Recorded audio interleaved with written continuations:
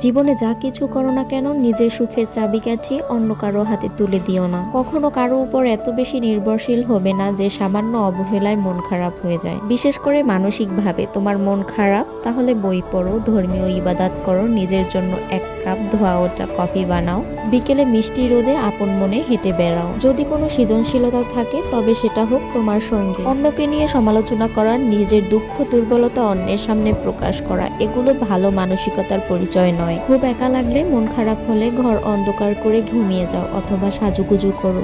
পুরোনো ভালো মুহূর্তগুলো মনে করে হাসো অথবা কাঁদো একা একা। নিজের সাথে এমন সম্পর্ক গড়ে তুলো যাতে দুঃখের দিনগুলো কাউকে কাছে না পেলেও নিজে নিজেকে সামলে উঠতে পারো, যেন নিজেই নিজের ভালো বন্ধু। যদি কোনো কাজে সফল হও তাহলে নিজে নিজেকে পুরস্কৃত করো।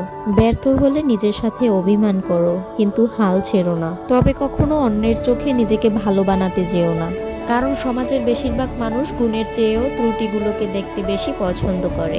সবার মন জয় করা তোমার দায়িত্ব নয়, সৃষ্টিকর্তা তোমাকে এই দায়িত্ব দিয়ে দেয়নি।